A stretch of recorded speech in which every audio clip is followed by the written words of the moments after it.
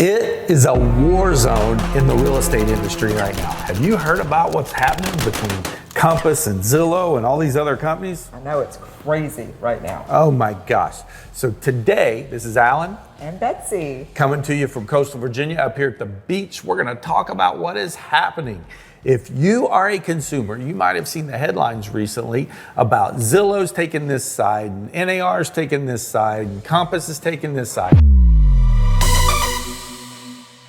It's all over what is called CCP, or Clear Cooperation Policy. What happened is in 2020, the National Association of Realtors came out with a policy that said all listings have to go into the MLS within 24 hours of being marketed publicly to the consumer. Some sellers, particularly high-end athletes, movie stars, personalities out there, said, what if we want our agent to kind of quietly market our home to other people in those categories without making it public? That was going to be a violation. And so here's a seller that now can't advertise and market their home through a realtor without the realtor getting fined and getting in trouble. So recently, it's kind of come to a boil because the NAR lawsuit last year, we covered it a lot. One of the requirements that happened was that every listing had to go into the MLS within 24 hours. Right. Crazy, crazy, crazy. However, many MLSs still had a policy. They had a little box you could check that said, hey, it has to go in the MLS, means available to all the other real estate agents. However, we cannot distribute it to the internet, to the Zillows and Trulias and Homes.com, Realtor.com, not do that, and that would be okay. Well, Compass, big national firm, happen to not be in our market, so this is nothing against Compass because we don't have them here. They came out and said, this is BS. In fact, we're going to have a private listing network just among our agents. They got together 8,000 listings, put them on what's called the Compass Private Network, and they started saying, hey, we've got these 8,000 listings and we've got them ahead of time. Now, one way that could happen is Betsy and I, the team has a VIP listing program where sometimes Betsy goes on a listing. They say, of course, we want her to be our listing agent, but they say, we need to do this, this, and this. Or Betsy says, I would recommend doing this, this, and this, because if you go put $40,000 into your house, I can get you $100,000 more, which puts $50,000 more in your pocket after expenses. And do most people want to put $50,000 more in their pocket? 100%. Yes. So, however, what would happen if she could market that through her network of top agents, because she's one of the top agents and been doing this a long time? If she could go put some feelers out and say, hey, do you think we should do this or do this? Or one of the top agents might even say, I got the buyer already for that house, and can we come look at it while it's under construction? Because we might actually want blue countertops instead of brown countertops. Could that be something we could do? Well, guess what? We're not allowed to do that under Clear Cooperation. We can't go take it out there, or the MLS could come fine us. What's in the best interest of the sellers is the sellers would say, I'd love to have it sold so that we don't have to pack up and move out and get out. Some sellers are willing to say that. Now, the theory behind not doing that is that listings bring the highest prices, the more people they're exposed to. And I can see that too. I see both sides of this fight. Right. Based on Clear Cooperation, I actually like Clear Cooperation where it needs to go into the MLS. I can see that and justify that because here's the reason why. Some agents, they're just not ethical. And those unethical agents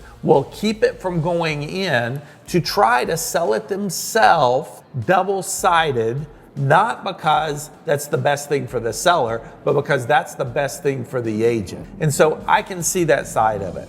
However, here is what recently happened. In case you don't know, Zillow is kind of like the 800-pound gorilla to the real estate world. They weren't real estate agents to begin with. They weren't a brokerage to begin with. They take all the information from the MLSs and they put it out there, and their number one income source is they sell those leads that come in on the listings back to agents, typically to teams to what's called Zillow Flex Team. Zillow Flex Teams get the vast majority of their business from leads that come in. They may get 100 leads in to get 2 or 3 appointments to get 1 or 2 deals. But here's what happened. Those Zillow Flex teams, you're not getting the team leader experienced agent handling those leads. You know what they do? They hire as many new rookie agents as they can, and they give those leads to them. What is your experience with agents that get Zillow leads and come show your listings? Oh, well, half of them don't show up. That's my biggest experience. The ones that do, the majority of them don't have pre-qualified people, because obviously they're just hitting the button and calling them, so they're not pre-qualified. My biggest issue is on my extremely high-priced homes, because they're just super excited that somebody called them.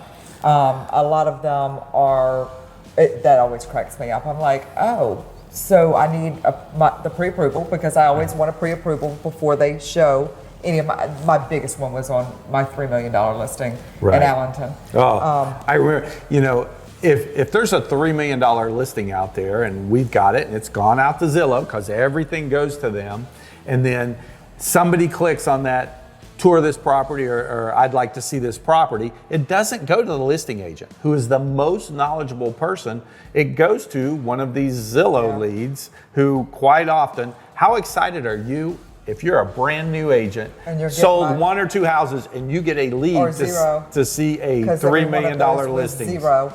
And then I get them and I go, okay, so first thing you do when you get somebody like that, because it's a personal show. So I had to personally go and show. And so I'd pull up and I'm like, how is this person getting a $3 million listing lead?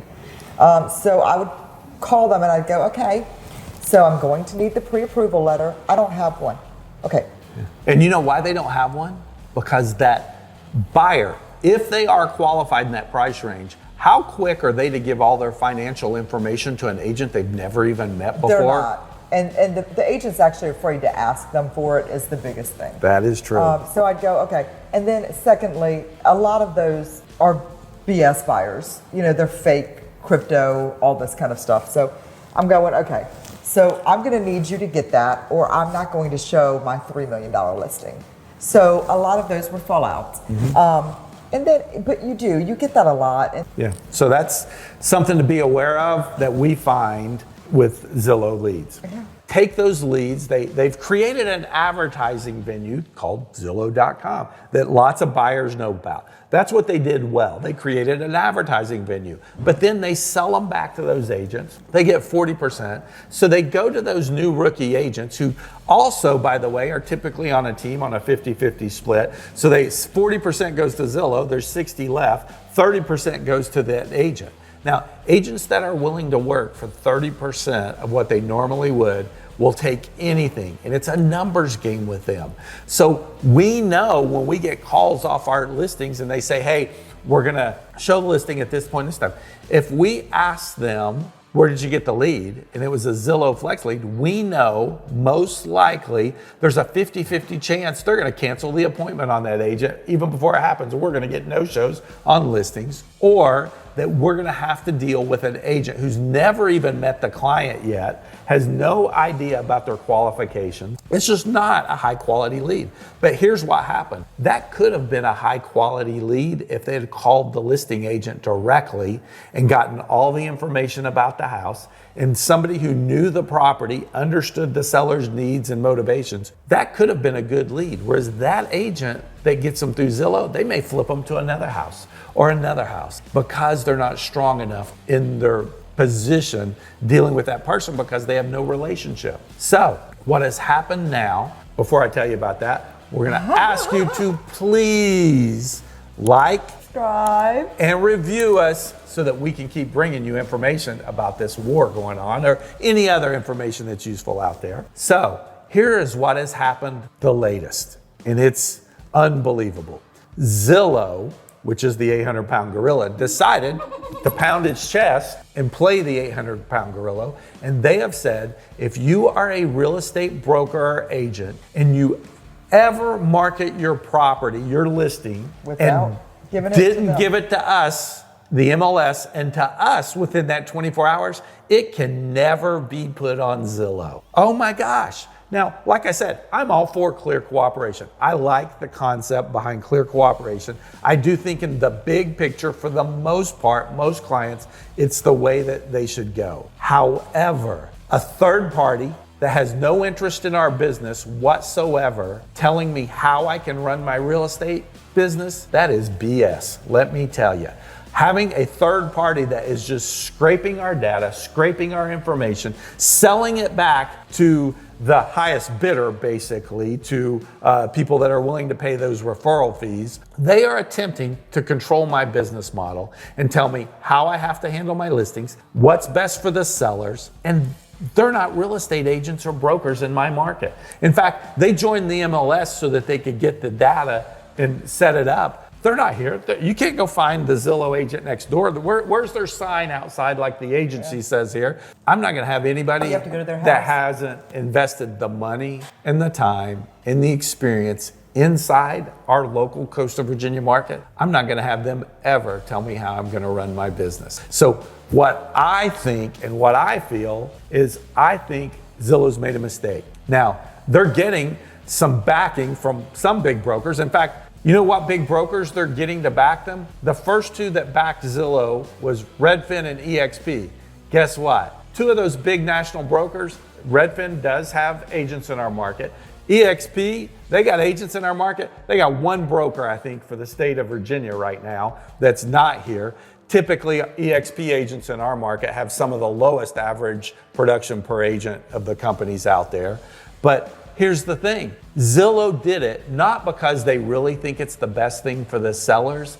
Zillow did it because it's the best thing for Zillow to protect their ground and ensure they're getting all the listings so that they can then sell the buyer leads back to the other agents, because they know that if everybody were to quit sending all their listings to Zillow, what would happen to Zillow? Guess what?